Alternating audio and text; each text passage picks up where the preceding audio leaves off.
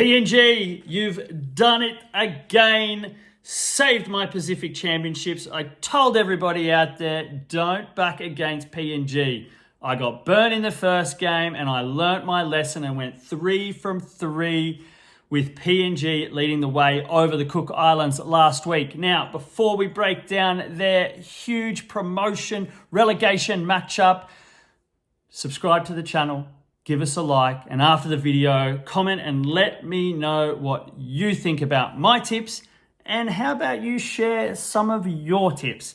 Now, where do we start in this one? Let's start with the Kiwis. Look, lost their chance of defending their Pacific Championships title with a 25-24 loss to Tonga in historic fashion. It was Hollywood fashion. Osako misses a penalty goal with less than 5 minutes from 45 out, and then they miss 2 field goal opportunities, while at the other end, Azai Katoa kicked a field goal in absolute clutch to put the pressure on New Zealand in the first place. But all that said and done, what has been happening with the Kiwis? Now, there's 2 things that I've picked out of here. Not usually a big fan of pulling apart missed tackles, but it has been a horrid count for the Kiwis, missing 86 tackles in 2 games, which is just way too much. It just proves that they are absolutely struggling defensively with their combinations. And look, it is also transferring over to their attack as well. They've lost the line break count in a combined total of 6 line breaks for them and 12 for their opposition in those 2 games against Australia and Tonga. So I see why the Kiwis have struggled. Maybe didn't expect them to be in this game, but here we are. And Stacey Jones, first time in charge of the Kiwis, is going to have a big jog to lift up New Zealand to get them to stay in the top tier in the Pacific Championships, especially coming up against the PNG Kumuls.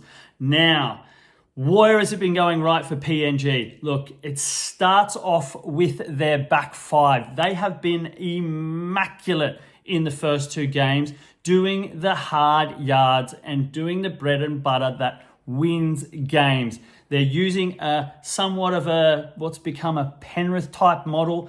There has not been one player in their back 5 that has run for less than 108 meters in both of those games, in each of both of those games.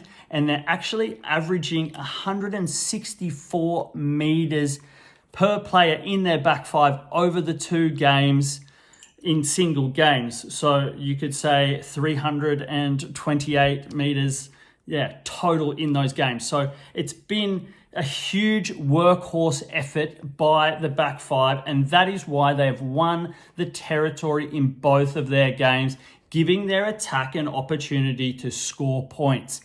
Now, when it comes to their attack, Nene McDonald, get this guy back in the NRL so we can watch him week to week. Because what has he done already? Pulling up his stats, he's scored 3 tries, 4 line breaks, 2 line break assists, 2 try assists, in just 2 games. Absolutely electrifying, involved in everything for PNG, and that's why he is definitely going to be my anytime try scorer in this match. We look at some of the odds now and it's crazy, and I love it because it made it easy to jump on PNG again and back them in this one, because 19.5 points start against the Kiwis, who are struggling defensively, have been struggling in attack. So covering that 19.5 points will be a breeze for PNG. And the best one is the 10.5 point team total for PNG.